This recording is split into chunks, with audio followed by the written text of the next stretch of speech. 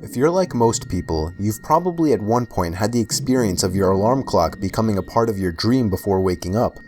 Or perhaps had some other sound like the TV you left on before falling asleep influence your dreams. But what would happen if reality influenced your dreams during a nightmare? Well, it would probably only add to the horror. While all of the stories on this list are creepy, some are more unexplainable than others. Here are 5 first-hand stories of people whose nightmares have strangely read into reality. Number 5. This story was submitted to me by Earl Feinhardt. It was a long and stressful day, so falling asleep was easy. I think a dream started to fade in around halfway through the night. It wasn't a pleasant dream. I'll try to describe it the best I could. I was in the woods outside of a giant castle. Everything was black except for the night sky, which had a hint of blue. I remember this horrifying sound coming from inside the castle, as if something were calling me. It's downright disturbing to think about it even now. The sound was some kind of demonic, hellish voice, and it echoed through the woods. I somehow knew it was coming from inside the castle, and yet it sounded as if the source of the sound was a few hundred feet away from me. This was not a lucid dream. I had no conscious control over myself, so I made my way to the castle. There were no doors. It was as if the inside of this castle was also the outside. I don't know how else to describe it. The sound of the demonic voice was no doubt getting louder, and as I walked the open corridors of the castle, the halls started to become more narrow, and I felt myself banging into the walls as I dragged myself along.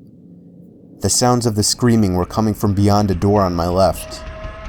I entered, and I swear to God, there was nothing but blackness in the room.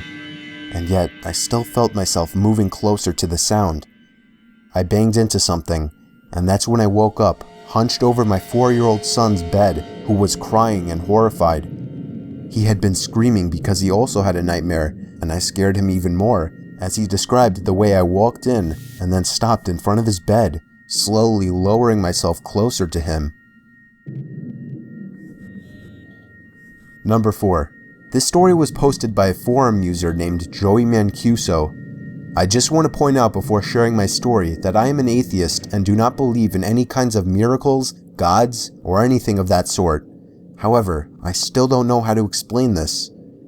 I was having a really disturbing dream. It seemed to be Halloween night, and I was with my friends trick-or-treating. We hit 2 houses. The first one was normal from what I remember. When we rang the doorbell to a second house, the door opened on its own into a darkish blue living room. I stepped inside, and my friends were gone at this point. I looked around the room I was in. The door I had just entered from no longer existed. In fact, the whole room seemed to have rapidly changed appearance, a common occurrence in dreams. After exploring the house, I came to a room upstairs, even though I didn't remember climbing the stairs. On the wall I was facing was a giant framed picture, at least 10 meters long and 20 meters wide. The picture was of my 30-year-old cousin, who I hadn't seen in years. Her eyes were enlarged to an uncomfortable amount, and they followed me everywhere I went. The giant portrait suddenly cracked, and the rusty, scratchy, ear-piercing sound of the giant nails holding the portrait on the wall painfully filled my eardrums. The portrait started to fall off the wall, and I watched, completely frozen, as it fell on top of me. But before it could crush me, I was awake. It was maybe 5 in the morning. Minutes after waking up, my cell phone rang. I picked up. It was my uncle, calling to tell me that my cousin had just overdosed on heroin and died. Number 3. I was having a nightmare that started off with me in my house reading a newspaper. Then the lights went out, and the dream started to focus on my trying to find out why the power was cut. The fuse box was apparently in the basement in this dream, which is, by the way, inaccurate to real life. I went down to the basement with a flashlight and opened up the fuse box. There was a sticky note inside, saying, "Go back upstairs to the red room." While still in the basement, I started to hear a moaning type sound coming from the boiler room/laundry room. My brain knew my childhood fears, and it seemed to be taking advantage of them in this nightmare. The door to the boiler room cracked open, and something poked its head out to look at me. I left the basement after seeing this, following the sticky notes orders. I went upstairs to the second floor of the house, and there was a glowing red door at the end of the hall, a door that doesn't actually exist in my real house. Now, there was a disturbing echoing sound coming from beyond the door, and as I got closer, it became more clear that it was a voice, chanting the number 314, 314. I opened the door, and there was just a chair in the room, facing the wall across from me. The room was as red as the glow that had been illuminating through the door. The voice chanting 314 was clearer now. It was an extremely creepy voice, almost feeling like it was speaking into my ear. I woke up abruptly, with my heart beating somewhat quickly. I grabbed my iPhone that was sitting on the desk next to me to check the time. It was 3:14 a.m. You may think I just saw a clock while half awake or something, but I have no digital clocks in my room. The only clock would be the one on my iPhone that was in the same position as I had left it before going to bed. To this day, I have no idea how my dream knew it was 3:14, or if there was supposed to be some kind of meaning behind it. Number 2.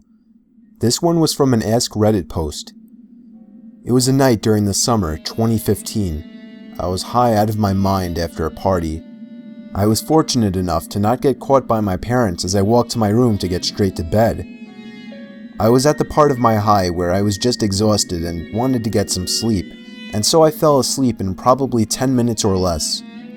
Have you ever heard about that idea that smoking pot and then going to sleep high alters your dreams or gives you some kind of enhanced dreaming capabilities? Well, after this one, I won't be fighting that theory. I don't remember anything before this dream. It started out with me in the woods in the middle of the night. In real life, you would just be surrounded by trees and the sounds of night critters, nothing special. But being that this was a dream, it was much worse. There were ghostly wind sounds coming from everywhere. Instead of bug noises, there were wolf howls and sounds of footsteps coming from behind me. There was that magically horrifying feeling of a dream that you just can't describe, but it made it so much more than just being trapped in the woods. I found myself running away from the footsteps that were consistently the same distance behind me until reaching a building in the middle of the woods. Of course, I went inside and boarded the door shut with planks that seemed to have come out of nowhere. This dream seemed to have gone on forever, too long to describe it all, but to summarize, I was in that building, which turned out to be a house, and the footsteps that were following me from outside were circling the house. I tried to find a weapon, but the house was almost completely empty. Everything was black and white at this point. While sitting on a couch in the living room, one of the only pieces of furniture there was a shadow that appeared at the window, and shortly after, the figure standing outside knocked on the window. It kept knocking and knocking until I woke up, but the knocking didn't stop. I jumped out of bed when I realized someone was at my window, looking in and knocking. I squealed for my dad, and the figure at the window ran off. I'm still open to the possibility that my high hadn't completely worn off, and that it might have been a partial wake-up hallucination, but it was also so real that, at the same time, I have to believe it actually happened. The sound was real, and the figure at my window was real. My dad and I looked around the property to find no one. He told me I just had a bad dream and to go back to sleep. I hope he was right. Number 1. I was having a horrifying dream, possibly the most disturbing nightmare of my life. I was in my house, or the closest thing to my house that my dream could produce. Ironically enough, I was in bed in this dream, or at least I can only start remembering past the point of my lying in bed, and all of a sudden, the sound came from downstairs. I walked downstairs in the dark, not turning on any lights, to where I thought the sound was coming from.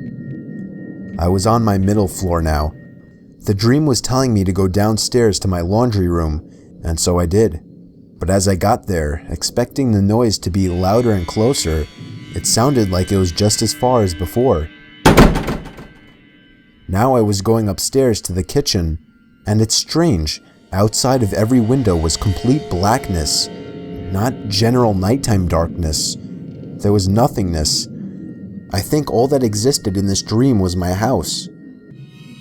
Now my dream started to suggest that the banging sounds were coming from upstairs, so I went back upstairs and was eventually led to the attic door.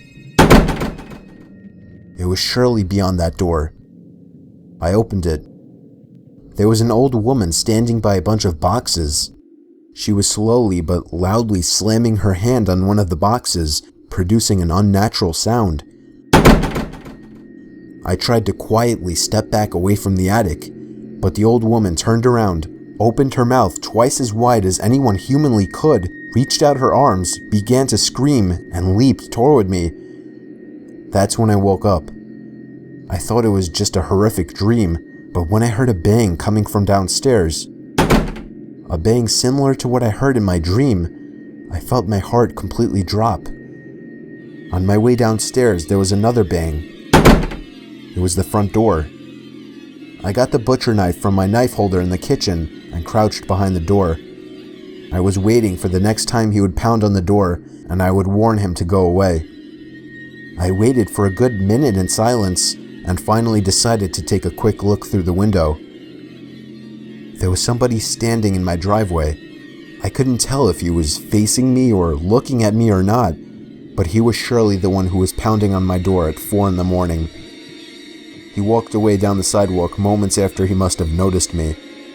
The pounding on my door was the kind of pounding you would expect from someone trying to break in a door, not to get a house owner's attention.